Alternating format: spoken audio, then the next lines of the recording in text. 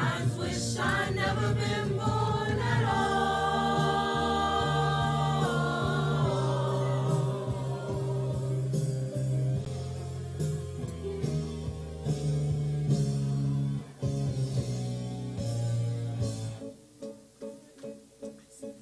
I see a little silhouette of a man, Scaramouche, will you do the fandango? Thunderbolts and lightning, very, very frightening me. Galileo, Galileo, Galileo, Figaro, Magnifico. He's just a poor boy from a poor family, sparing his life from this monstrosity. Easy come, will you let me go? Bismillah, no, we will not let you go. Let him go. Bismillah, we will not let you go. Let him go. Bismillah, we will not let you go. Let him go. We will not let you go. Let it go. We will not let you go. Let me go. No, no, no, no, no, no, no. Mamma mia, mamma mia, mamma mia, let me go. Beelzebub has the devil put aside for me, for me.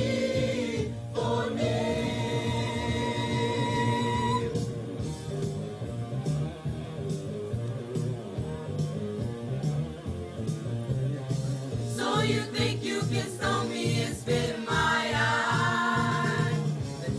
So you think you can love me and leave me to die? Oh, baby, can't do this to me, baby. Just gotta get out, just gotta get right out of here.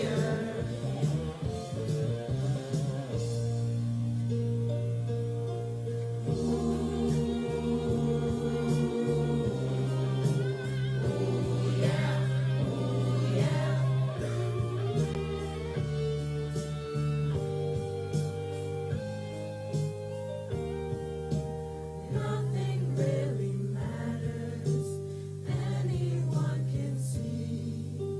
Nothing really matters, nothing really matters to me.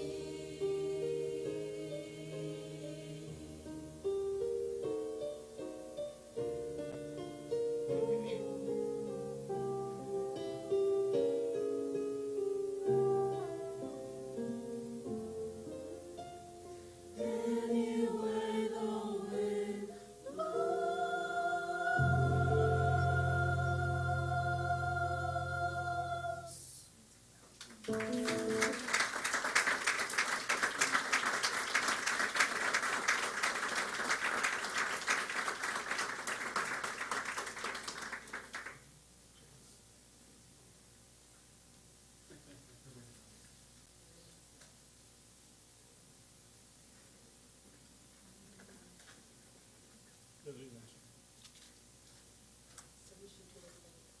Everyone should sit down, call me in order.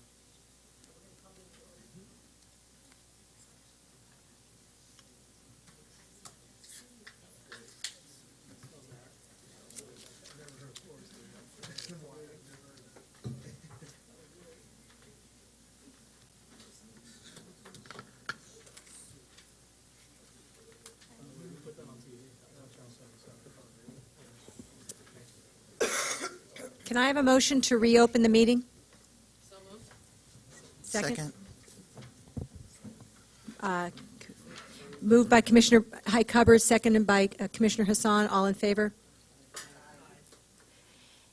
Please rise so that the Connections, student performers from Connections Academy can lead us in the national anthem.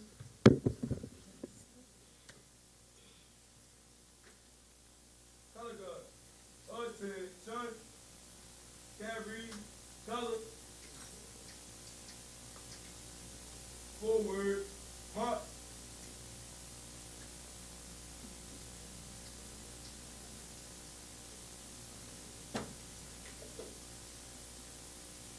March turn. March. Left turn. March.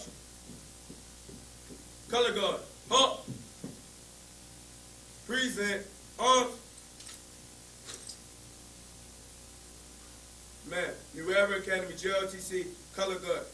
Permission to request colors. Permission granted. Thank you, ma'am.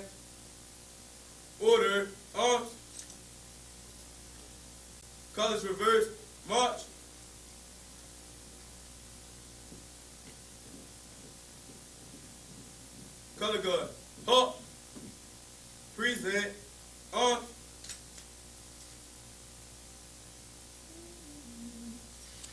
Oh, say, can you see by the dawn's early light what so proudly we hailed at the twilight's last gleaming, whose broad stripes and bright stars through the perilous fight o'er the ramparts we watched were so gallantly streaming, and the rockets' red glare, the bombs bursting in air, gave proof through the night that our flag was still there. Oh, say does that star-spangled banner yet wave o'er the land of the free and the home of the brave?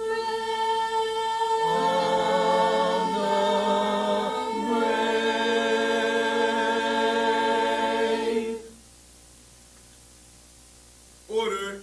Off. Post the colors.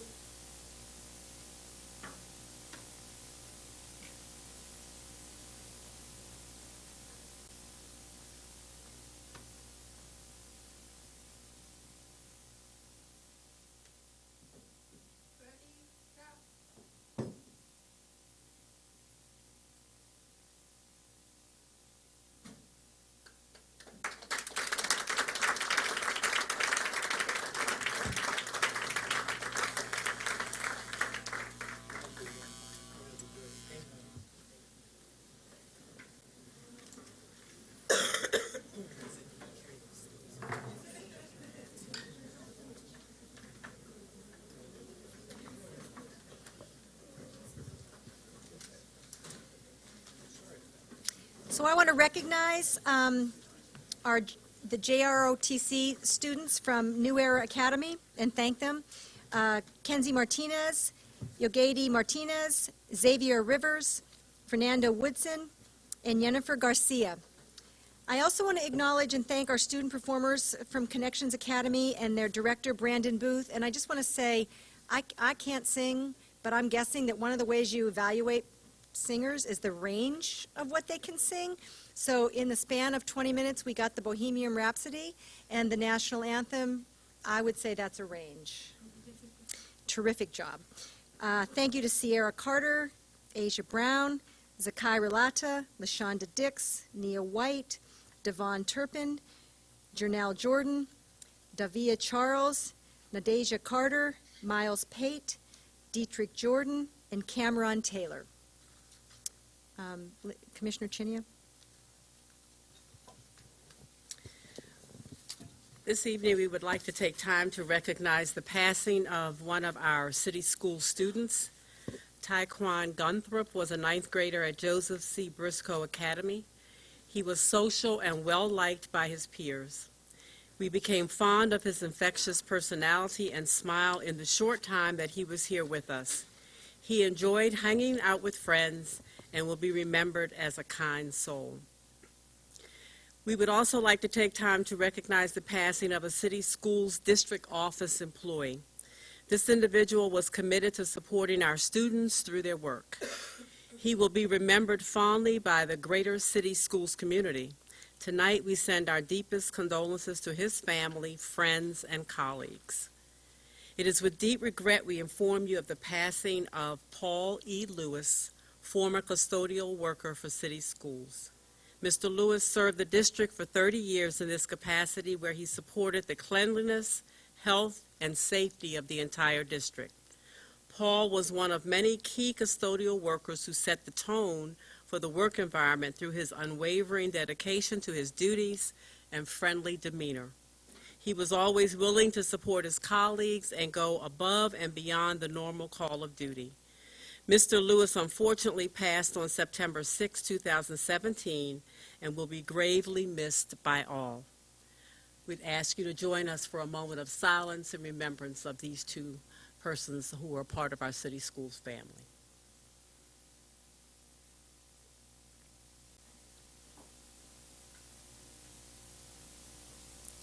Thank you. Thank you. I'd like to call for a motion to approve the prior open session meeting minutes. Moved by Commissioner Berkeley, second by Commissioner Highcupboard. All in favor? All opposed? And one abstention from our student commissioner. She did not vote. She abstained. The open meeting. My bad. She voted. I'm sorry, 10-0. I'd now like to call for a motion to approve the prior closed session meeting minutes. Moved by Commissioner Highcupboard. Second by Commissioner Berkeley. All in favor? 9-0 with one abstention. Thank you. Three of our board committees, Operations, Policy, and Teaching Learning, have not met since the last board meeting, so there's no reports, but we do have a report from the Strategic Planning Committee. Commissioner Canham? Hi, thanks. Today, the Strategic Planning Committee met, and we're making really great progress. The whole idea is that we're looking about how are we making progress as a district, and we're spending time looking at the board's priorities. That we went through a very detailed strategic planning process overall as a system a couple years ago, but now overlaying the blueprint as well. I was joined by Commissioner Chinia and Commissioner Highcupboard, and what we have is we're going to have a set of imagine a dashboard where you can actually look on our core metrics and supporting metrics and seeing how the health of the system. And we talked about our core metrics, which is going to be focused on curriculum and instruction, quality staff, climate and facilities, parent and community engagement, responsible stewardship of funds, and excellent customer service, and a portfolio of great schools. Those were our board priorities, and now we are working closely with the CEO to establish the metrics that align to that. And the goal is we're setting the timeline for this, but in the coming months, have a dashboard that the entire public can look and see how we did and and what we're tracking. And so there was a lot of progress made today, and we're coming to an end of a chapter to kind of get these finalized and this dashboard up. I do want to give a huge shout out to Commissioner Highcupboard, who I know pretty soon will be transitioning from the board, but this has been one of her mantles that she has held up, that we need a dashboard and metrics and make it public. And I think it's a really good document, and we're making a lot of progress. And I just wanted to thank you for your longstanding commitment to this. It wouldn't have happened without you and your leadership. That's it. Great. The only comment I'd like to make as a board chair is a reminder to everybody that this Thursday from 5 to 9 at Poly Western, at Poly Auditorium, will be a public hearing of the Kirwan Commission. Thanks to our many advocacy partners for all of their social media outreach and the outreach to partner organizations. I know PCAB, I'm sure that Trish will remind us once again, the PCAB is considering the Kirwan Commission meeting, their monthly meeting, which I think is just a terrific show of support for that. While the sign up for public comment at the commission is already closed, and they actually had to extend the meeting time and move it earlier because so many people from Baltimore signed up to speak, we still feel like this is a really important opportunity for everybody to hear and understand and learn more about what the commission deliberations and what they're considering. So I would encourage everybody to come to Poly on Thursday evening at 5 o'clock. I'd like to acknowledge two gifts and donations to city schools. One is a gift of $130,000 towards supporting instruction and testing at multiple schools throughout the district from the Social Security Administration. And two is the acknowledgement of a gift of $1,878 to be put towards school supplies, enrichment programs, and instructional supplies at William Pack Elementary from partners, families, and school staff. So thank you to everybody who contributes to city schools. The next, I'd like to call for a motion to approve items on our personnel and quasi-judicial agenda that includes the PEP report, personnel employment and payroll report, and 3 appeals and hearings cases. Do I have a motion to approve? Moved by Commissioner Highcupboard, second. By Commissioner Frank, second by Commissioner Frank. All in favor? Commissioners Berkeley, Hassan, Highcupboard, Canham, Kashani, Cooper, Chinia, Frank, Bondima. Approved 9-0. Correction, ma'am, it's 9-1, 901. One abstention. One abstention from the student commissioner. I'd now like to turn it over to the CEO. Thank you, Board Chair Kashani and Baltimore City Board of Commissioners. I would like to invite our Chief Human Capital Officer, Jeremy Grant Skinner, to present this note.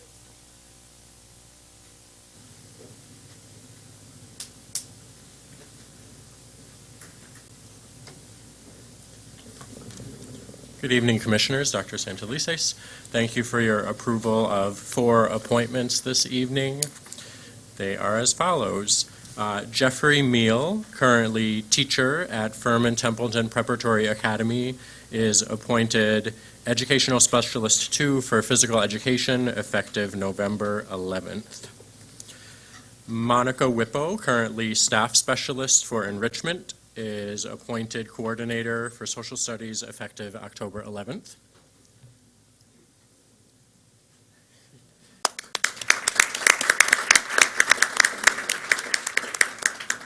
Sarah Warren, currently Special Assistant to the Superintendent of Chelsea Public Schools, is appointed Executive Director, Whole Child Services and Support, effective October 11th.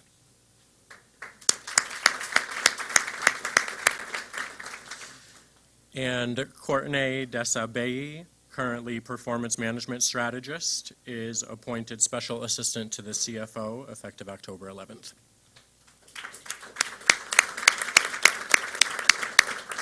Thank you. Thank you very much, Jeremy. I would also like to just add, as is our practice or custom here for principal appointments and executive director and cabinet level components, we read a bit of background on the candidate. So at this time, I would like to welcome Dr. Sarah Warren to City Schools. She comes from Chelsea Public Schools in Massachusetts, and as Mr. Grant Skinner let us know, she has most recently served as a special assistant to the superintendent. Prior to this, Dr. Warren spent more than 2 decades leading education and community development programs both in the United States and around the world. She began her career with Save the Children in Afghanistan during the Civil War and rise of the Taliban. She managed landmine education and social service programs for children and families. She holds a bachelor's degree from Haverford College in Pennsylvania and both a master's and doctorate degree from Harvard University. We are very excited to welcome Dr. Warren as Executive Director for Whole Child Services and Support.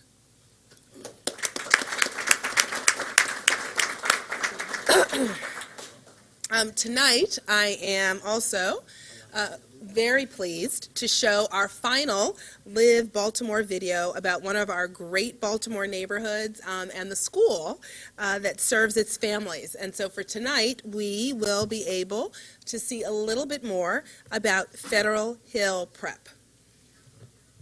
All right, let's go to school. I was walking my kids to school, and when we became quite friendly with some of the other neighbors, we thought, hey, wouldn't it be great to share that duty? You know, it all kind of evolved organically, and Ridgely's were the furthest away from the school. And so when we discovered that our kids could bike that far, you know, it was nice for us to be able to do that. And then along the way, discovered that we would meet up with the scooter gang from Otterbein. And then along the way, discovered that we would meet up with the kids from Sharp and other kids sort of filtering through the neighborhood.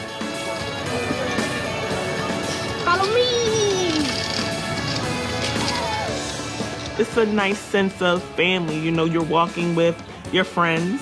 I think people are really excited to see families who are in the city and doing it and biking and walking to school.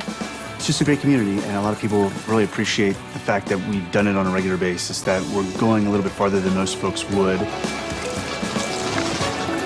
I think my kids are growing up with a lot more self-awareness. It's teaching them how to navigate the world around them.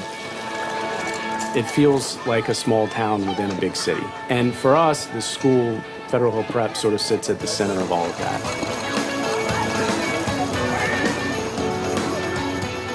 We have a lot of parent engagement, and I think that's because we all have a collective sense of responsibility for the students and for the school. When kids see how much parents invest in the school, they realize how important education is for them. We're very happy with the teachers, the administration. The love and the nurturing and the attention, that's something you're going to find everywhere. I just think that we're doing something that a lot of people may be a little afraid to do, and we are teaching our kids that it's okay to stay here, it's okay to go to school in the city, and you're just going to be fine. And I think it's going to change the face of Baltimore for the better.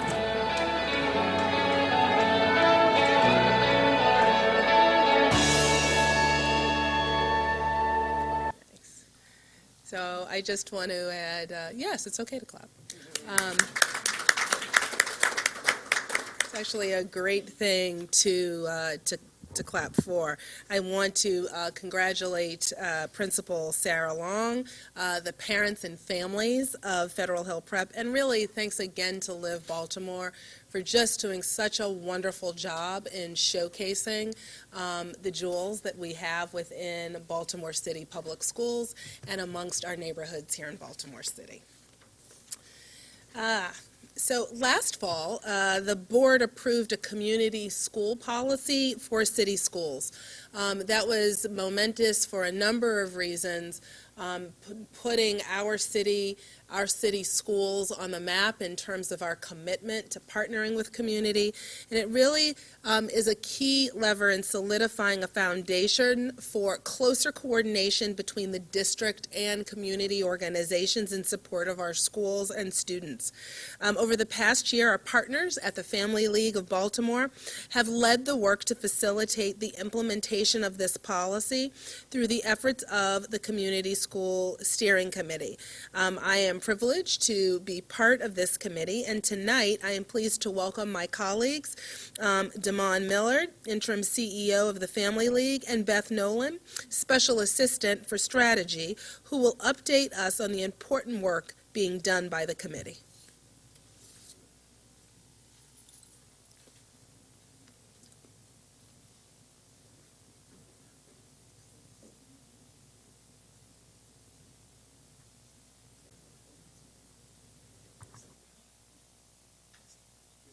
CEO, Madam Board Chair, Commissioners, thank you. My name is Damon Millard, for the record, Interim CEO for Family League of Baltimore, your proud local management board for Baltimore City. I'm joined by Beth Nolan, who's been staffing the Community School Steering Committee.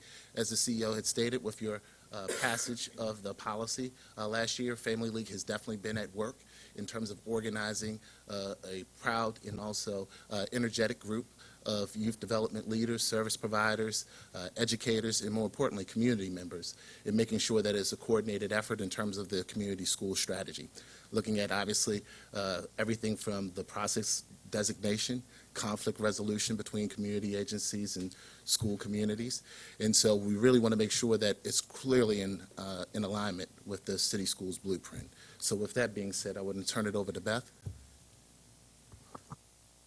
Okay, so the last time we were here, We were here in February on Valentine's Day and brought with us Valentine's. Today, what we bring with us are actual members of the Community School Steering Committee. So since we last saw you in February, we have sat together with city school staff and worked to find individuals from our community who are volunteering to be members of the Community School Steering Committee. The members who are part of the group are very dedicated. They serve not only as members of the Community School Steering Committee, but they also serve on the subcommittees of the steering committee. And so they have set forth a vision for the Community Schools Steering Committee, also known as the CSSC. And since we love acronyms, I'm going to stick with that for moving forward. So the CSSC's vision is to empower Baltimore through a sustainable citywide network of community schools that support the needs of the whole child and their family and demonstrate measurable positive outcomes for the community. This group has also approved bylaws and really has set the foundation for ensuring that this policy goes from paper to implementation. The subcommittees, as I mentioned before, have been formed to ensure that the areas of policy are addressed. One of the structures that we brought to you the last time and want to just bring to you and the public this evening again is that those subcommittees are now focusing on the areas of policy that really were the keystone to ensuring that we not only had the community schools throughout the city, but we were sustaining them through real strong structures that are both led by the local management board, city mayor's office, as well as city schools. And so the three subcommittees address the areas that Damon had mentioned. The Sustainability Committee will address the funding and sustainability and strategy and policy for the moving the policy forward. The Community School Designation Committee will address professional development, conflict resolution, and implementation effectiveness will address the evaluation of the community schools. Each subcommittee has between 10 and 15 members who come both from the Community School Steering Committee as well as the community at large. So that is where we see a lot of additional voices represented. Members of this group are looking to ensure that we continue, as we mentioned, to overlay the larger vision for the district into the policy that is being played out here for community schools. We are looking to make sure that this is across the district, a collaborative effort to make sure the strategy is seamless in its implementation. To update just a bit of progress additionally, as I mentioned, we're building the strong foundation and we're continuing the momentum through what is being and very excited to see Dr. Warren here this evening as the new Executive Director of Whole Child as we continue this work as it really is a part of the Whole Child Initiative. So we will be working both with the Whole Child Initiative leadership development as well as the larger portfolio of schools to ensure that we are maintaining a collaborative, collective voice moving forward. So I'm going to turn this back to Damon. So obviously there are many ways to engage. We encourage community members to go to our website, www.familyleague.org, CSSC info, and that way you can sign up. Also have a full list in terms of calendars for those respective subcommittee meetings, and also for an opportunity to sign up youth. Obviously, having a youth voice at the table is critically important. And then also looking forward in terms of May of next year, in which Baltimore will be hosting the Coalition for Community Schools National Conference. So we're actually expecting an estimated number of 2,000 registered individuals to come to our city and really see the work and being able to showcase all the great activities that are happening within the district. With that, we would like to open it up for any particular questions. Thank you. Commissioner Canham? Can you just remind us when the process is for the next round of community schools, like the application selection process? So usually we obviously submit an RFP. Typically that happens prior to the school year, and it does typically commence following the budget passage by the mayor and city council. And so, one, we do a review and also have a consensus decision-making process with the district as well as the mayor's office. So, usually at the spring period in terms of the budget passage. So, roughly around June. So we have schools that have applied. already for community schools? So actually, you actually have what we call lead agencies. So these are community-based organizations that actually complete the application, and they work in tandem with, in certain cases, school leaders as a part of that coordinated approach. And when do they submit? Sorry, when do they submit again? When do those lead agencies submit with some schools? So usually it'll take place during early summer is the process. Okay, so but yeah, I guess that's my question. Is like so some submitted this past summer? Yes. Okay, and how many roughly? So for those schools that actually had open RFPs, there were actually 3 school communities that had applied. So I have a couple questions. You referenced the whole child component of the blueprint. Could you just say more about what you're thinking right now is on the work you'd like to do with the district to align to that part of the blueprint?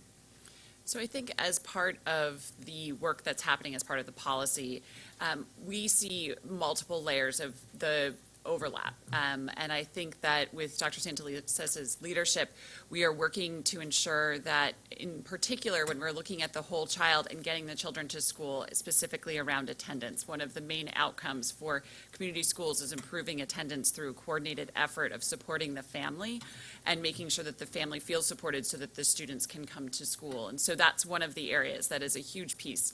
Additionally, when we look at social emotional health of students and the well-being of students, one of the efforts that community schools bring to the table is that they bring an additional coordinated effort to ensure that students' wholeness is being supported as they move into the school environment. So I think that in those 2 particular areas, they are definitely where we see direct correlation between implementation of the policy and making sure that we are coordinating that effort and the work with the whole child office. That's helpful. I mean, I know it's early for this, and we've just hired our new person, but I was interested in the sort of deeper thinking. The second one is, and I should know this, but can you remind us of how many community schools we have right now? So in terms of full-service community schools, we have 46. 46. So that's basically a school with a lead agency that's operating as a partner with a community school coordinator. Okay. And so then you wait to see what the city budget is. When that is finalized, is that when we determine, can we continue to support 46? Can we add more? Correct. It's typically done in culmination since a large support of the investment is through the mayor and city council. And obviously, with our role as a local management board, we also leverage Governor's Office for Children funds and investments for that. But typically, the bulk of it is through local investment support from the mayor and city council. Is the intent to try to, I mean, I'm going to assume an answer here, but I know we'd like to maintain 46, but are there aspirations to grow? We hear from a number of partners in terms of their interest in applying, but obviously we are restricted in terms of the funds that are available. Okay. Commissioner Highcovered? Yeah, thank you for the testimony. Beyond the mayor's funding, though, and the city council funding, where could we seek resources, or do you have thoughts about this? Because, is Kerwin, for example, a place for us to consider expanding the community school strategy? I think there's other strategies besides just relying upon the city's dollars to expand the strategy, because it feels like we're just ending some school programs and moving them to other schools based on strength of program. And I'd really love to see us be able to grow the strategy. I know that we're not going to get to all of our schools, in one fell swoop, but there's got to be a way to sort of continually add the numbers. And I would also say, you can speak to this a little bit. I know this isn't the Family League's approach, but there is a broader continuum of what a community school actually looks like. And there are other schools that could engage in community school activities without having to be a full-service community school. So just to touch on both aspects that you just brought up. The first is that one of the main foci of the Sustainability Committee is to look at how do we sustain the schools that we currently have and how do we grow to get to where this policy leads us. The policy in its truest form is to lead every school in Baltimore City to be someplace on the continuum of community school implementation. And if we're going to get to that place, we know we need to be at a larger fund pool to be able to sustain that. But we also do recognize that schools look different. The reason why community schools, there's not one set way to go about being a community school is that you have to really address the needs of that particular community. And so I think that where we are is that we're in a place where, one, we're looking at that. We're also very much and very closely watching what is happening with the Kirwan Commission and ensuring that we are in line with what is being asked of by the Kirwan Commission and what they're presenting moving forward. We have people who are also part of the Maryland 4 Community Schools, which is the statewide initiative to ensure that community schools are across the state. So I think to both of your points, we are definitely wanting to make sure that that is aligned as well as we move this work forward. And in some conversations with Dr. Kirwan, as well as with Delegate McIntosh, the chair of the House Appropriations Committee, it appears that there is a level of growing momentum specifically for the community school strategy among commission members, especially in terms of addressing issues as it relates to those school districts in areas of concentrated poverty. I actually have one more question. I want to make sure I'm looking at this. When I look at the slides, you talk about the steering committee members have been actively engaged, but then on the final slide about the timeline, you have the application for one of the seats on the steering committee. Are we already rotating people off? Like, what's the... That's a great question. So no, we are not rotating people off, and sorry we neglected to mention this, but we have 2 open seats. One of our members, her daughter no longer attends a community school, and we've asked that the parent who serves on this committee is a parent of a community school, a child who's attending a community school, so that is one of our seats. The other 2 seats are for student commissioner or student seats, one of whom needs to attend a community school, and actually the board increased the membership by 1, so that is why there's actually 2 students that we're looking for. So we have one who's currently on, we have one that's vacant, and then we have one that was added. So there'll be a total of 3 students on the steering committee, but that's where those open. Okay, so. yeah, because it seemed thank you for odd asking. to rotate people off when you just got started. No, Okay. they'll be on for 3 years, and they have, so they are going to be on for 3 years. Any other questions on this? Good. Thank you very much. This is really good to see this moving. Great, and thank you both just for presenting and your partnership, and other members of the committee that are here as well. So it is now my privilege to recognize what is an extraordinary act of bravery by one of our own Baltimore City Public School police officers.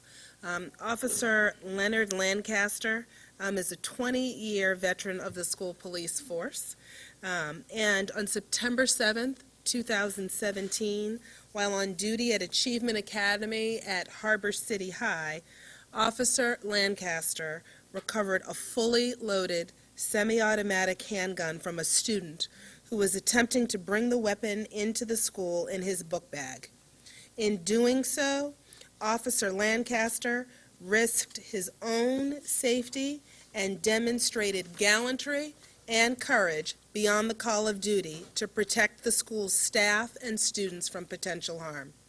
In recognition of his selfless bravery, I am pleased to now present Officer Leonard Lancaster with the Medal of Honor, the highest award to which a police officer can aspire, with our deep appreciation for his courage and devotion to duty on behalf of students and everyone at City Schools. If you could please come forward, sir.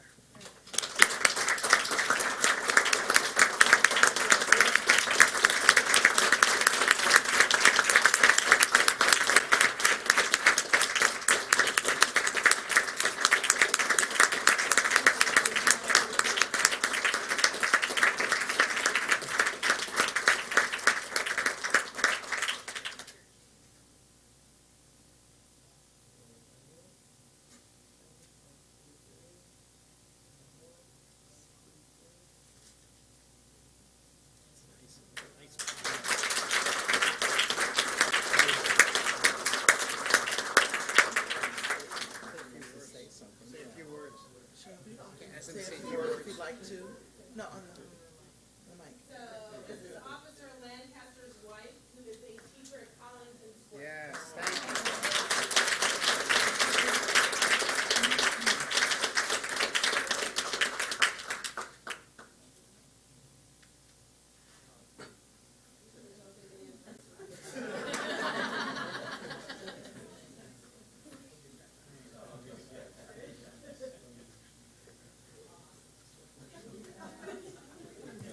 Would you like?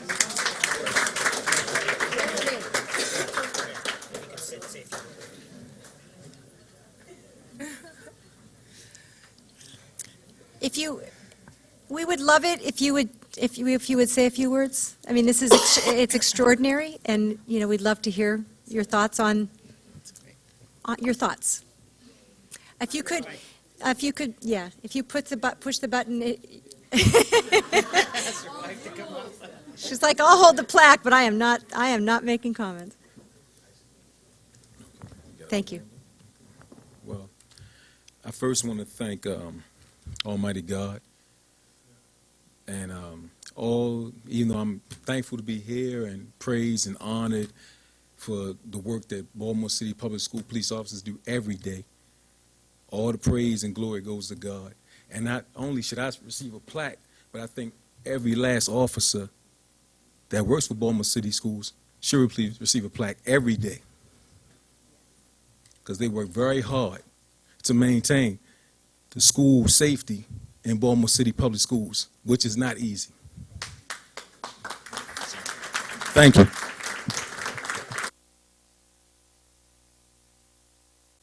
Thank you very much. We're really deeply appreciative of what you do and what the entire. Where's the chief? Chief, of course, scooted out. Just thank you. Okay, thank you.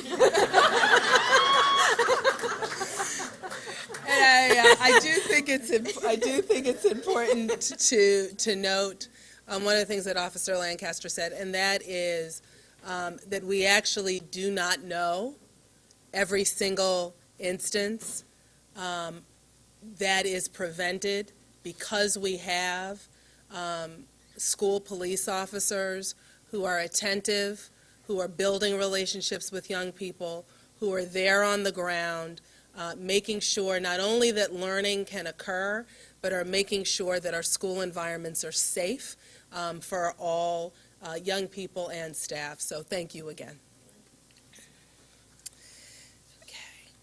Now I need to address an important issue, and in recent months, you may have seen news reports alleging widespread grade changing going on in our schools.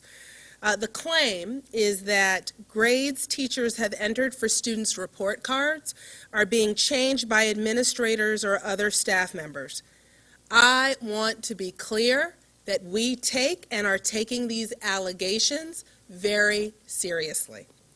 Our overriding concern always is our young people, our students. In everything we do, we need to do right by them, and particularly in the area of evaluation and grading of their progress.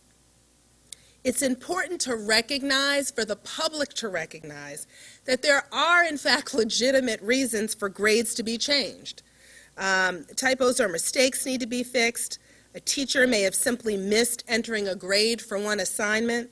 Sometimes makeup work or other late submissions need to be taken into account. But it is never legitimate to change a grade so that it doesn't reflect what the student actually did. Anything less than accurate and fair reporting of achievement does a grave disservice to our students. Our students and their families must have absolute confidence that when their report card says they're ready for the next grade or to graduate and enter life beyond high school, that that's the truth. The news reports have frankly been pretty sensational, with unnamed sources, disguised voices, and other dramatic elements. But as I told staff in a letter earlier today, we started looking into grading practices in August, shortly after the first reports were aired. We reviewed our grading policies and those in surrounding districts to inform best practices in city schools. We created our own detailed guidance around grading procedures, which was shared with school leaders last month. We then designed training sessions for grade reporters and made it mandatory for them to attend. We have also been analyzing data for grades 6 through 12, looking for instances where grades were changed after the final marking period last year. we will continue that analysis and start deeper investigations if warranted. I want everyone to know that we take this seriously, but we also take seriously the, frankly, hundreds of principals and teachers every day who are doing right by students. Anything less than that high standard is unacceptable.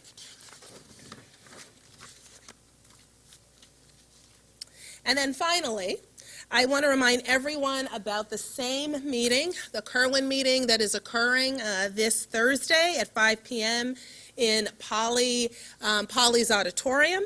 By now, I think everybody has heard about the Kerwin Commission, but I'm not always convinced, given the rooms I go into where that's not the case, so I'm going to do it again. How many people in attendance tonight have heard of the Kerwin Commission? Hey, the percentage is increasing. For those of you who have not, the Kerwin Commission is the group that is charged with the task to review and assess current education financing and arrive at an adequate and equitable funding formula for public education in Maryland. Now, I cannot overemphasize the importance of this process because it represents the first in-depth examination of the way in which Maryland funds public education in over a decade, more than 15 years. The recommendations of the Kerwin Commission will have a serious impact on the resources we will have to provide the students of Baltimore with a quality education. And it will impact our ability to give our students the supports they need to be successful. I want to reemphasize that here in city schools, we continue to maintain that we are accountable to young people and their family for how we use funds to maximize performance.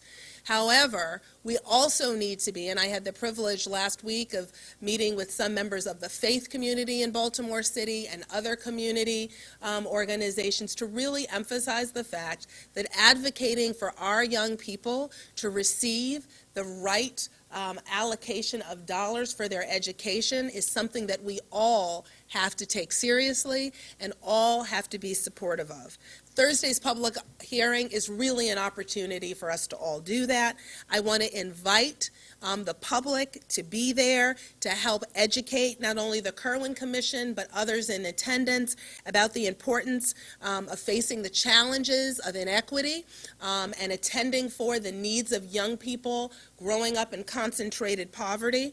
And this really is an opportunity for our district, our elected officials, education advocates, and other community organizations to testify. As Commissioner Board Chair Kashani referenced earlier, the spaces are already filled officially for testimony, but I will say the number of people in attendance does matter. The number of families. We will have representatives from almost all city schools. I've asked representatives from schools to be in attendance, really to get out and show the importance that this is not some periphery issue, but it is an issue that is core to fulfilling what we as a state have said is something that we care about, and that is the education of all of our states and communities' young people. So I want to encourage anyone and everyone who cares about the education of young people in our city and its students to meet us at the Poly Auditorium this Thursday at 5 p.m. Your presence there will show that we know that education matters in Baltimore City. Thank you. Great. So since everybody knows about it, we'll see you all on Thursday.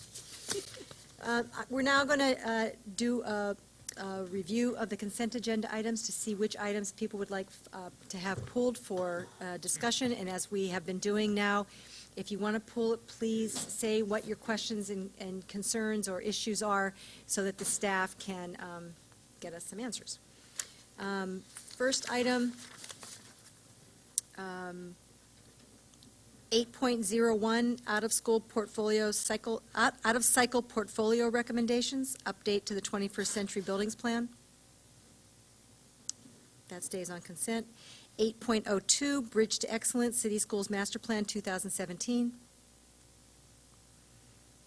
8.03 Fiscal Year 2019 to 24 Capital Improvement Program.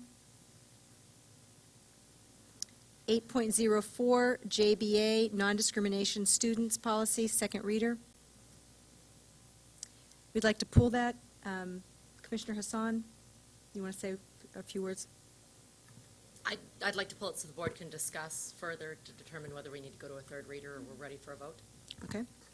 Commissioner Highcover, do you have anything you want to add? Item 8.05, JBB, sex-based discrimination students, second reader. Pulled for the same reason, please. Same reason. So I believe that we have a presentation teed up, so if, when we get to that point, if the people have, we don't necessarily need to go through it, but I think it would be good to, well, actually, it might be worth going through it to show some of the changes, and then we'll take questions, because there are comments on that.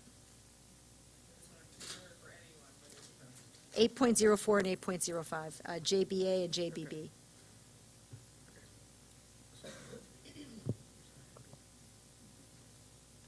Okay.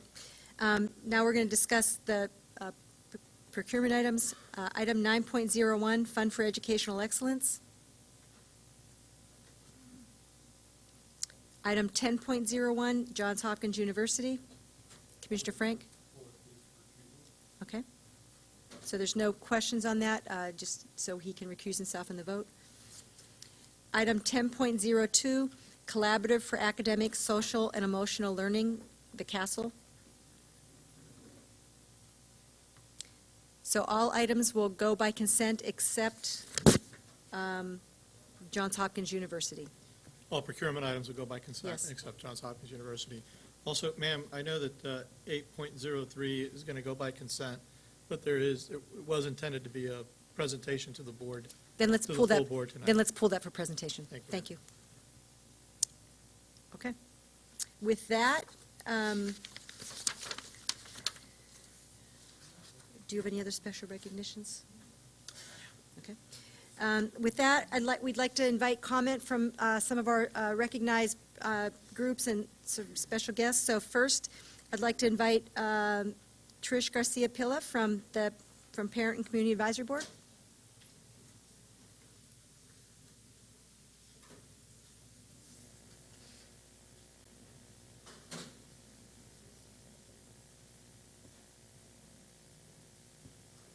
Good evening, Commissioners and Dr. Santelises, other administrators.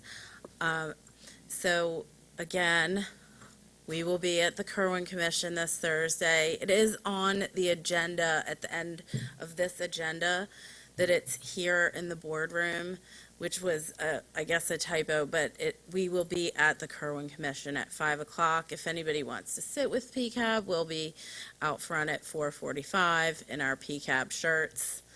They're black polos with our logo on them, so look out for us if you want to sit with PCAB, hopefully, or there are loads of folks from BEC that we've joined with that will be there. Just confirmed with Kim, they have a bus leaving from Liberty. If you want, or if you're on that side of town, she'll have details in her comment. And we're excited to go. I would like to also stress, we need to fill every seat. It's extremely important. Poly has a big auditorium. I fully hope and expect that this city fills every one of those seats. So if you're home listening, please plan to go. We will be there and excited to see you there. As for JBA and JBB, we have given extensive feedback to Mr. Parker and his office, and he gave us 2 presentations at our private working meeting and our public meeting, and we have worked on that. And you all are aware as well. So we look forward to hearing what happens next with that. So thank you. Oh, and our next meeting here in this office, public meeting, will be November 15th. Presentations are to be announced. Thank you. Thanks, Trish. Any questions for Trish? Okay. Next, I see our friend John Casey from BTU.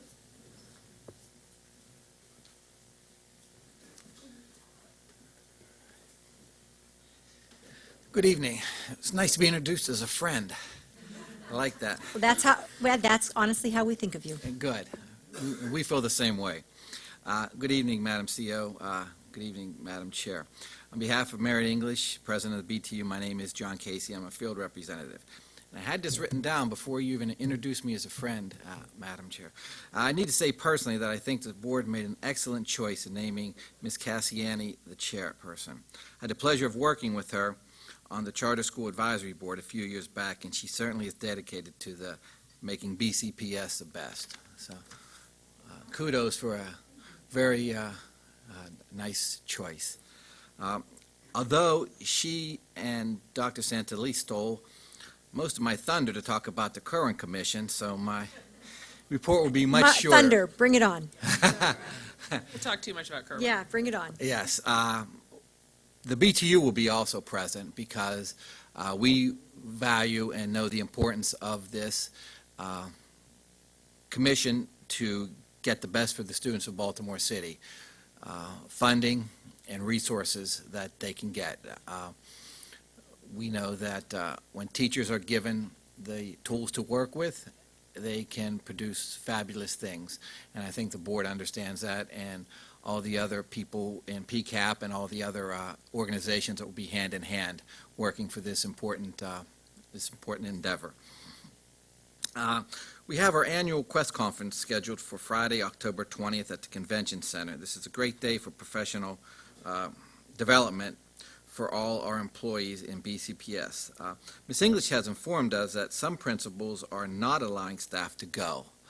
We would like information to hopefully be sent to principals, encouraging members or their staff to attend, because we do offer a whole host of professional development, not only for teachers, but for PSRPs, for our related service providers, and we put a lot of time and effort into getting presenters there to give information to help them in their professional responsibilities.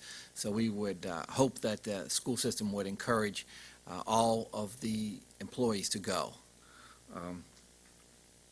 Ms. English wanted, last but not least, Ms. English wanted me to say that she's gotten a lot of calls about class sizes being still very large in a school system and some of the schools being underfunded. I don't have any specifics schools. She didn't give me any, but if you would like that, we can definitely provide where she's getting some of the phone calls from. Like I said, I don't have that information, but if Dr. Santalese, I know, has an open communication with Marietta, that she could be able to produce that information if needed. Thank you. If there's any questions. Any questions for John?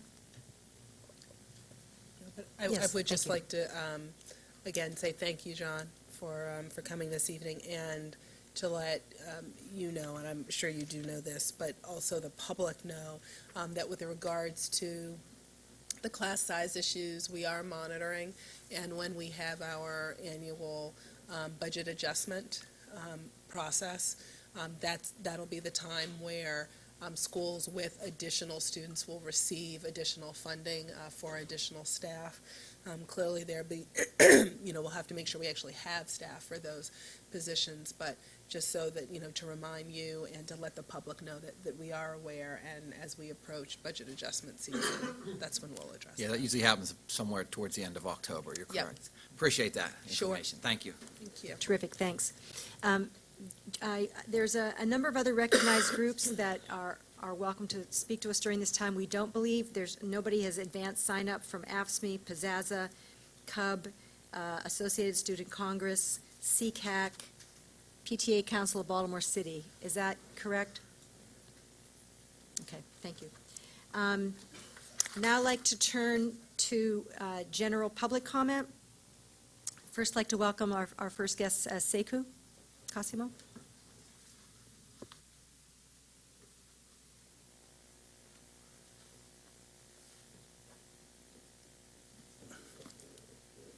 Madam Chair, Dr. Santalese, Commissioners, every time I say I'm not going to talk about gun violence, I end up having to talk about gun violence. 2 weeks ago, when you had your meeting, a shooting had just taken place at Washington State. And a student tried to talk another student out of the gun that the student was holding. the student that tried to talk the student into giving up the gun got shot to death. Just recently, I heard it on the news this morning at Texas Tech. A student took a police officer's gun and shot him in the head. To make a long story short, I am glad to see our school police officers finally getting the appreciation and recognition that they deserve for the job that they do. I don't think I could do the job that they do. And I was out in the street life. I know the mentality. And I know how to deal with folk. But that job, disarming students without hurting the student or getting hurt, is a very difficult job. And I just want to applaud this board and Dr. Santelises for keeping your commitment to start giving them their just due as soon as it happens. And that's it. Thanks, Sekou. And thanks for keeping attention paid on this. It's duly noted. Next guest, Keisha Goodwin.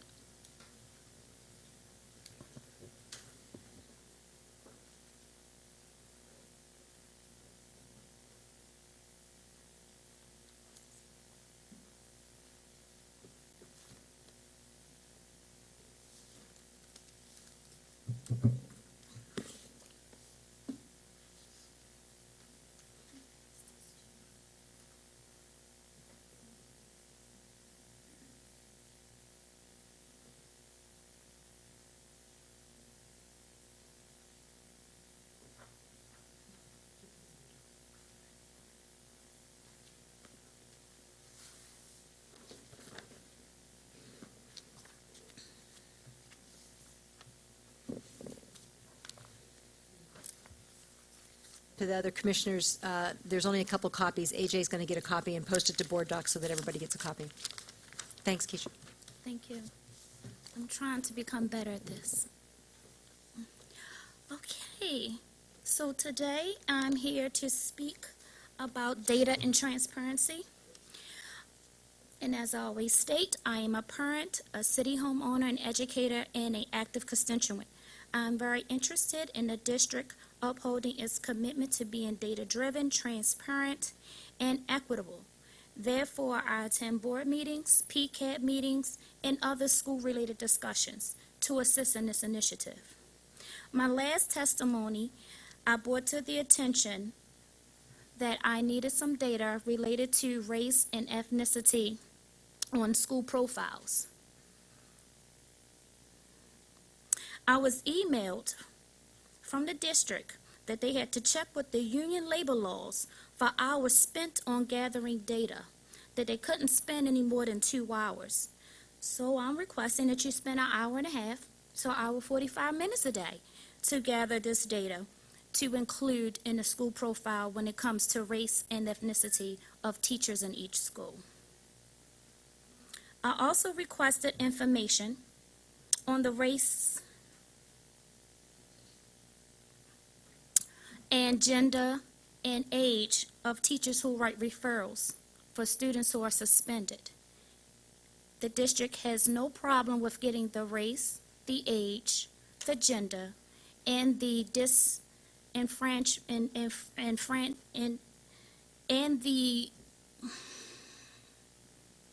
and the reason why they were suspended. They have no problem with gathering that type of data. So I'm wondering, what is the resistance to getting the data on teachers who are writing the referrals? So can we please make that public information as well? I was told that that could possibly be a breach of confidentiality, and I'm not understanding how it would be when it doesn't give the teacher's name or location of the school or anything else. I also have concerns about parents, teachers, community, and students not being aware that mid-year already is optional. If we are working on being democratic and transparent, why hasn't this information been given to me? I am a parent. I am an educator. I did not know of this until I had the opportunity to meet with the chief academic officer, so I thank you for sharing that information with me. ESSA specifically expressed that state is mandated to collaborate with stakeholders. in the planning, implementation, and evaluation of things that are related to schools. And I'm finding every year that this is not happening. And so my question is, who's monitoring it and making sure that it get past the network and the principals and actually get to the teachers, parents, students, and community members? Keisha, if you could.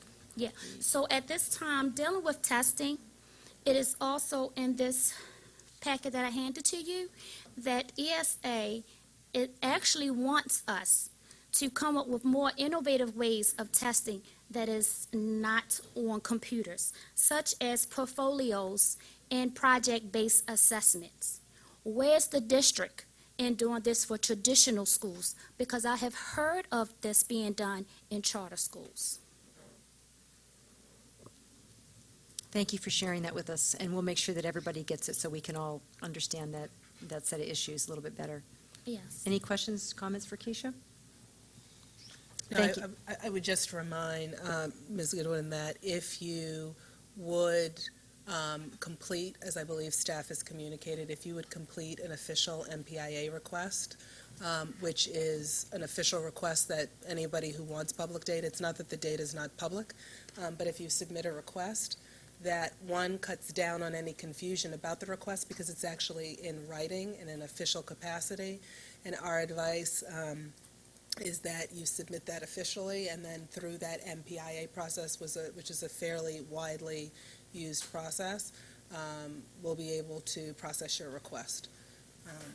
The distribution of district data, while yes, it's made public, is subject to that process. So if you use that process that I believe staff has communicated, but we're more than happy to communicate to you again.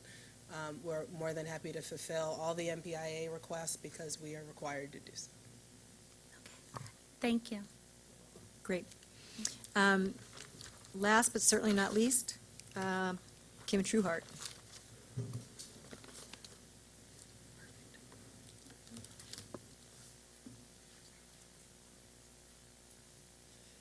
Good evening. 3 minutes is not enough. Kerwin, I got a bus.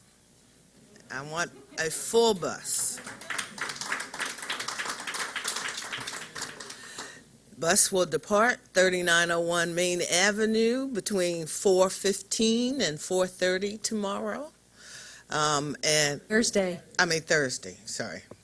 And then we'll come back at about 7:30, 8 o'clock or so. But anybody who wants to hop on the bus, just send me an email, kimtrueheart@gmail. Real simple. I've got lots of stuff for Kerwin. In particular, just to let you know, I want pre-apprenticeship certificate programs in all high schools. I want every school in Baltimore City to be a community school. I want free after-school programming and summer school programming. And while Curran does not specifically say that facilities are within their auspices, I want to make it within their auspices. We have this little report called Jacobs that said that 70% of our schools were in poor condition, and I don't think the state has helped us sufficiently address that issue. So it is part of my public comments. I've been on the phone all afternoon yelling and screaming at my city council president and my comptroller. Why? Because the Mayor's Office of Human Services has $1.7 million in out-of-school time funding that they're going to disperse to about 30-some-odd providers to provide, at this moment, in October, going through June, out-of-school time programming. And it's being held up at City Hall for some strange reason. And I'm not happy about that. And they don't seem to understand the urgency to commit to our young people that those hours between 3 and 6 are important hours that we need to love them, show them we care for them, and I'm upset. 2 more points. About 2 weeks ago, I reached out to a gentleman named Tom Wilcox at the Baltimore Community Foundation, and I said it would be a real shame that you would retire and you and I did not get to collaborate on anything. And he said, you're right. And I said, so I need you to help me stand up a PTO Institute, an institute that invests in our parents, that gives them all the tools, the knowledge, and information they need to take care of their child's education. And he said, give me a couple weeks because I'm going to take it to my board. I like it. I'm going to have a PTO Institute. Last point, park exam. And I must have been asleep on this, but our 3rd graders who are sitting for this exam for the first time, I worry about them. I'm not convinced that every 3rd grader in Baltimore City Public Schools has ever touched a keyboard. And there might be at least one. And if there's one, y'all got a problem. And as far as I'm concerned, no child in this city should be required to take a computerized test of any form without at least spending, what's a good number, 25 days of practical experience playing on the keyboard, understanding how to use it. So I'd like to see some policy around that they're going to be exempt from this onerous thing, right, that they haven't been exposed to, and I know there's some. Any questions, comments for Kim? Come on, get me ready for it, like pumped up for Kerwin. Yeah, Thank you for the bus. Thank you very much. You're very welcome. And with all due respect, you never seem like you need to be pumped up.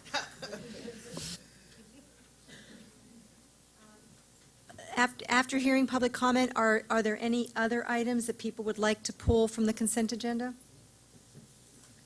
Okay. I'd now like to ask for a motion to approve the items that were not pulled. Actually, before I do that, I want to acknowledge that we have a mistake. It turns out that we have seen the CIP presentation, so we do not need to pull that. So that, since no board member wanted to pull that, we'll put that by consent as well. Okay.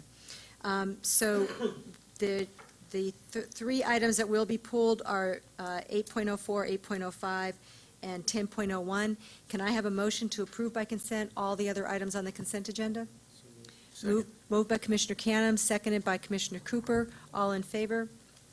Commissioners Berkeley, Hassan, Hubbard, Canham, Kashani, Cooper, Chinia, Frank, and Bondima. Any abstentions? Student Commissioner abstains. Vote is 9-0-1. Okay, with that, we'd like to discuss 8.04 and 8.05. Who's going to present?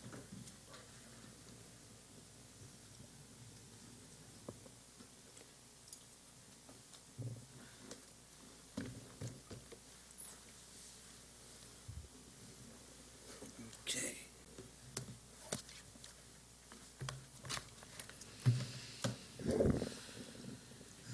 Good evening, Commissioners, Madam Chair. I'm Dr. Santelises. I'm here before you again for the second reader of proposed administrative policies, JBA and JBB.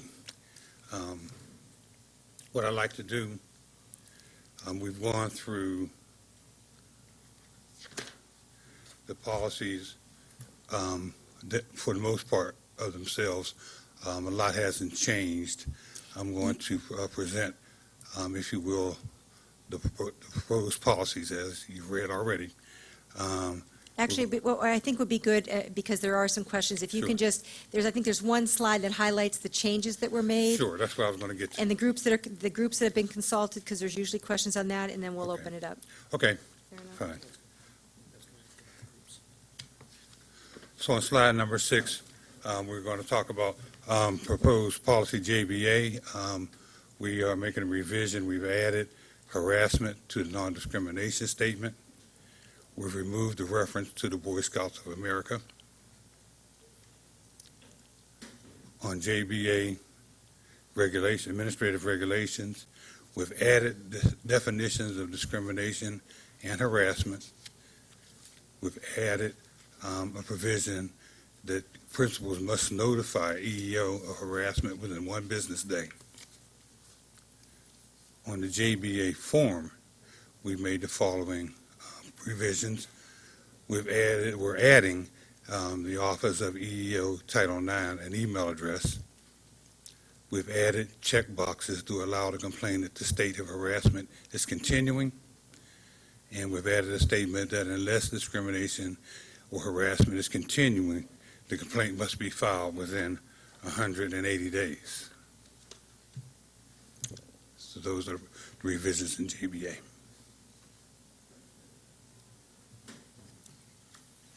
Move to JBB.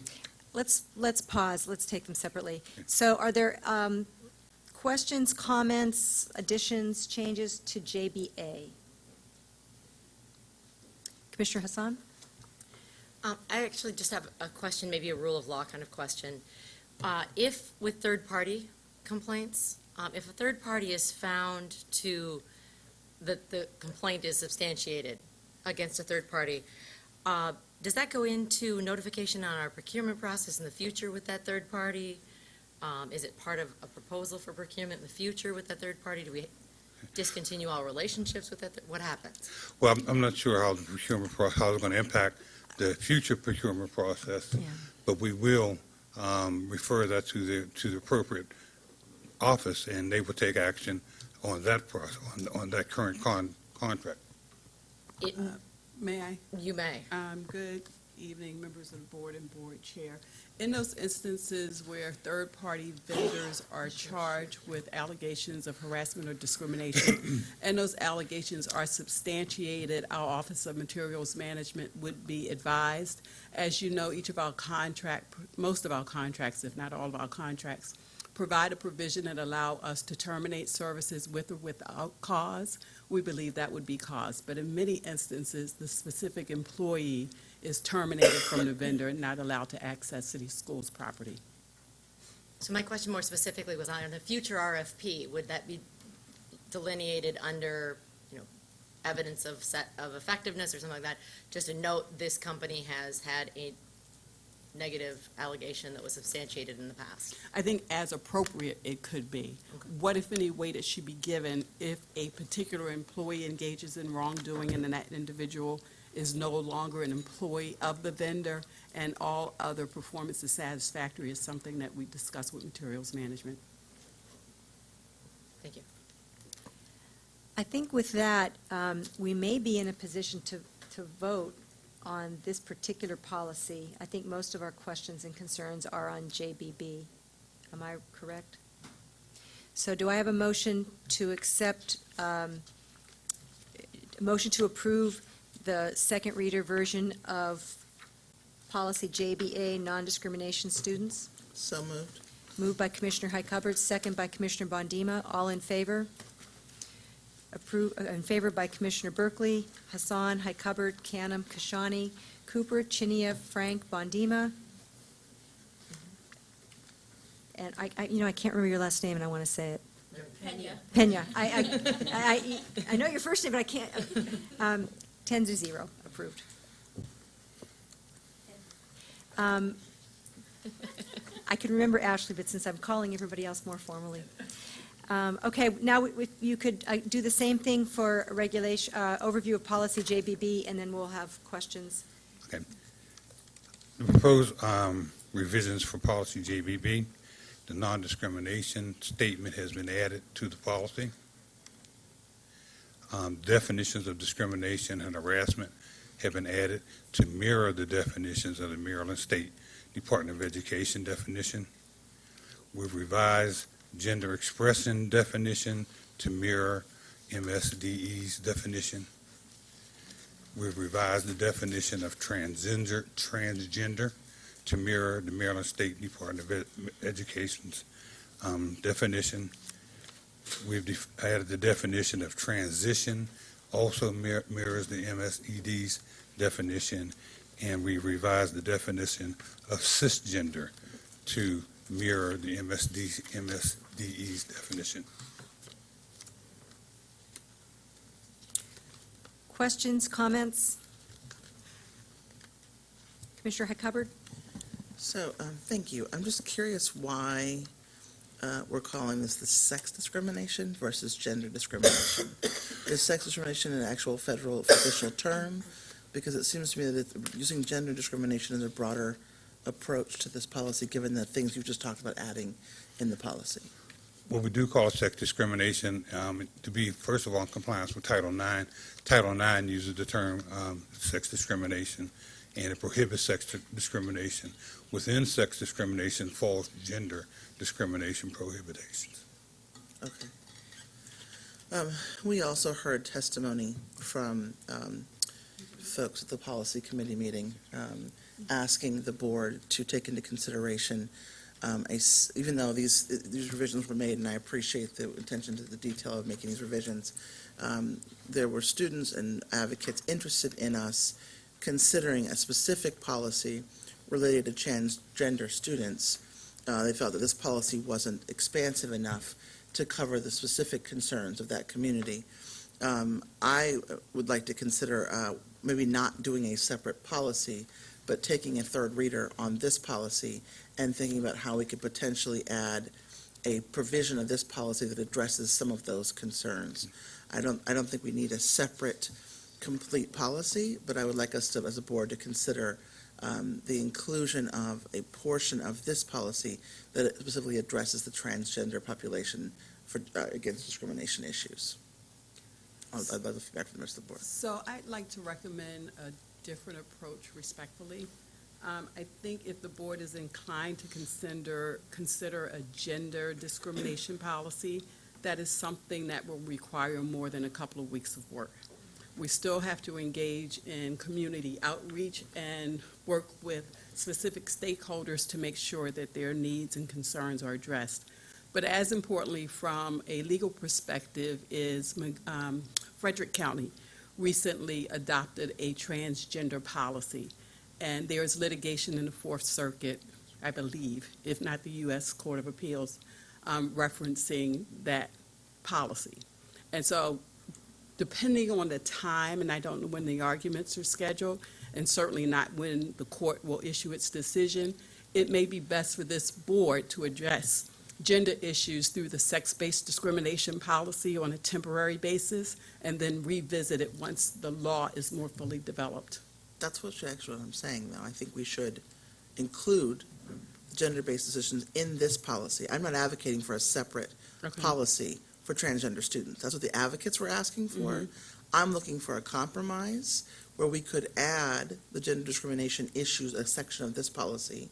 And I don't think it needs to be anywhere near as expansive as, I've read the Frederick policy, anywhere near as expansive as the Frederick policy is, even in the short term. Mhm. We could take in a couple considerations in that policy that the advocates addressed and make that a smaller section of our policy. We could always go back and revise it later. Okay. But I do think that there are a couple things related to bathroom use, for example, Okay. that are not in this policy that will protect transgender students within our district. Mhm. So I'm not asking for the wholesale policy that Frederick adopted to be implanted into this policy, Mhm. but rather the board and the advocates take into consideration a few items that we could do in the short term that would address some of the advocates' concerns that could be included in this policy. Okay. And then we wait to see, as you said, how the court decides on their policy. Because I personally am not comfortable with everything that's written in that policy as it stands right now. Okay. Tammy, And are you, I want to clarify to make sure we're all talking about the same thing. Are you concerned about even including subset language as subsets of the sex discrimination policy? Are you concerned that that might not hold up in a court of law? Or It are would you, are you only referencing a separate standalone policy? So it would depend on what language we're including Yeah. in the policy. Yeah, that's right. So if we take your suggestion, Commissioner Highcupboard, I believe for third reader, there's a time frame within which we have to do it. Is there a concern? As a board, though, we can waive that time frame, and we could decide to allow longer for the policy reader. Because here's my, as I'm listening to this, I'm wondering if, even though Commissioner Highcupboard is saying that she, and there's other stakeholders beyond Commissioner Highcupboard, who want to take a look at all the different policies that other people have enacted and what the different concerns are you concerned that we might end up, even if it's a subset of those issues in our policy, that it still might not hold up in court depending on that ruling? So we would not make any recommendation to this board that we don't Okay. believe is defensible. There you go. That's That's what I was, all right. So I just wanted to make sure Okay. I was understanding this clearly. So Commissioner Canham, let's get everybody's thoughts out, and then we'll figure out our next steps. I guess my question is to Commissioner Highcupboard. What, are there specific, I wasn't at the policy meeting, are there specific things that you're concerned about? Specifically, I guess, when I hear, like, for instance, the use of bathrooms, I'm wondering if that's, is that, you mentioned policy or regulation? Yeah, I just want to know, to get some more clarification from the policy committee. Yeah, so, and help me weigh in on this one too. When the advocates spoke, they specifically talked about policy changes, not regulations, and notwithstanding the fantastic CEO that we have now, I don't think that's something I want to leave in regulation. I feel like that's something that's important enough that the board is saying we take a stand on it. However, the larger policy that they're asking for has things that, as our chief legal counsel has illustrated, are problematic potentially for Title IX and other things in the policy. So I'm merely saying that we should look at the short-term things that the advocates are asking for that are easily added to this policy that don't conflict with any kind of legal potential conflicts, rulings, and then add that. So for example, openness of using bathroom based on your gender identity could be one thing that's included in this policy as a separate subset for transgender students. And I think as Ms. Turner noted, if we're looking to make the kinds of changes that you would potentially make to include a subsection on transgender and some of the concerns raised by advocates, I think we'd want people to have a chance to give input on that in the same way that the advocates had. It would be not a whole new policy, but it would read differently.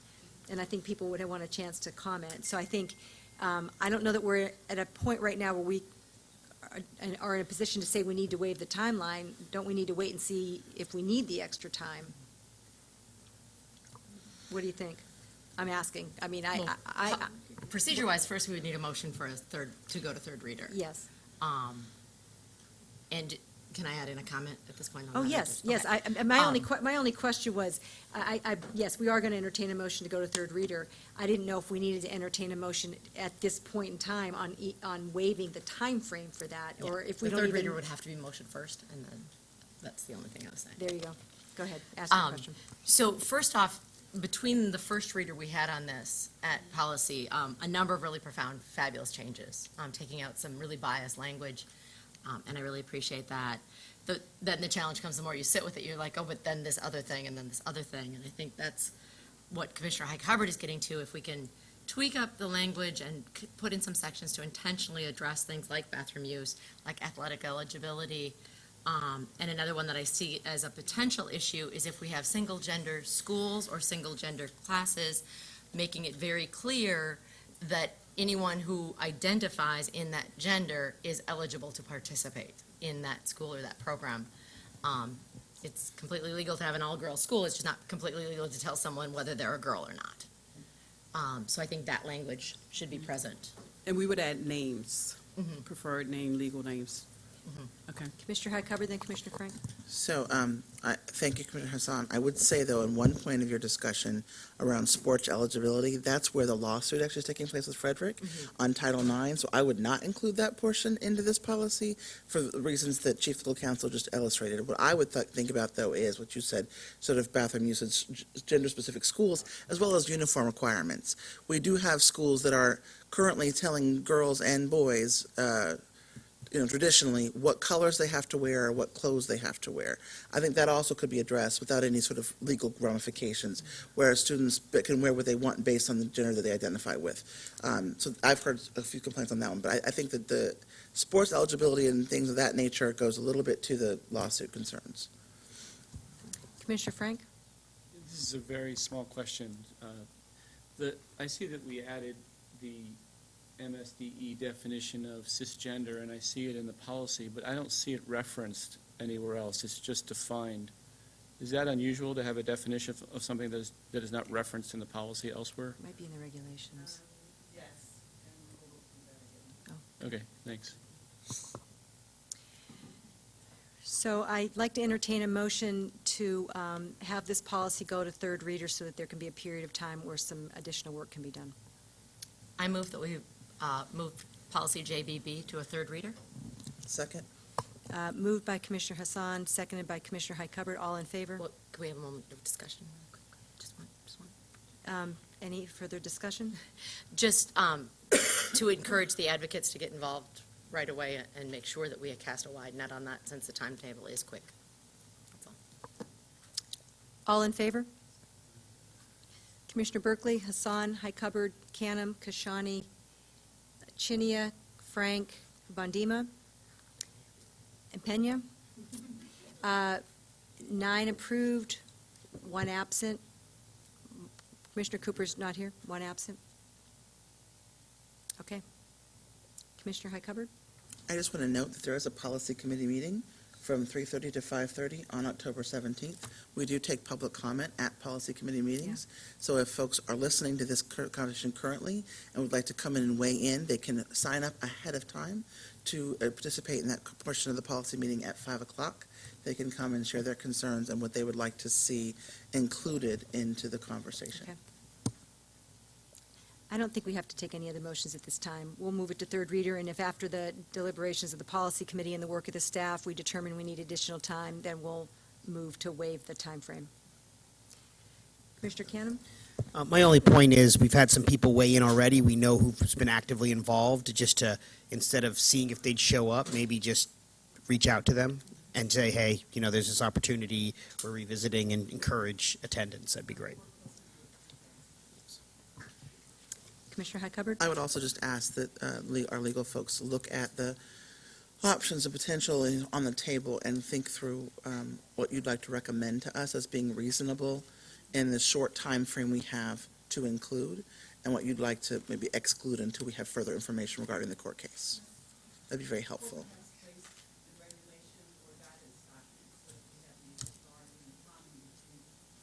Yeah. Yeah. Okay, thanks for your work on this.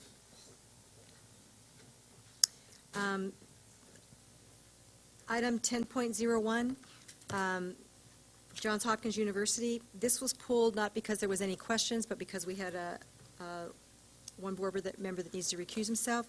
So I'd like to entertain a motion to approve item 10.01 for contract for Johns Hopkins University for the Baltimore Education Research Consortium to evaluate the continued expansion of our STEM achievement in Baltimore elementary schools. Do I have a motion to approve? Commissioner Chinia moves, second. Commissioner Canham, second. All in favor? Commissioner Pena, Berkeley, Hassan, Highcupper, Canham, Kashani, Cooper, Chinia, Bondima. Any opposed? Commissioner Pena can't vote on that item, so she has to abstain.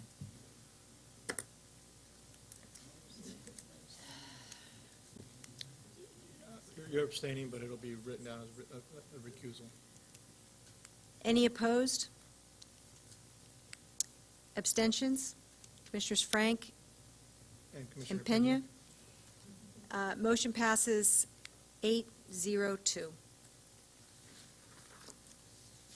I apologize, I'm still acquainting myself with Robert and his rules.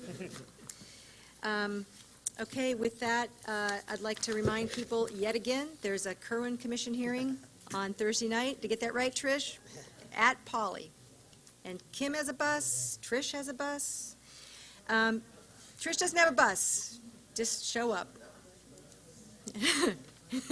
Okay, the Operations Committee, the upcoming meetings, Operations Committee meeting in this room on 10 a.m. on October 17th, Policy Committee in this room on October 17th at 3:30, Ops is at 10 a.m., Teaching and Learning at 9 a.m. in this room on October 24th, Executive Session upstairs on October 24th, that meeting will be at 2:30 instead of 3.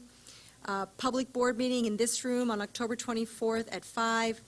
The CCAC meeting is in this room at 6 p.m. on October 9th. And the PTA Council of Baltimore City in this room at 6:30 on October 25th. And with that, do we have a motion to close the public meeting? Commissioner Highcover moves, second. Second by Commissioner Cooper. Now, everybody's allowed to vote on this. All in favor of closing the meeting? Aye. Opposed? Abstain? I got it. Let the record show I got the last one right. We are adjourned.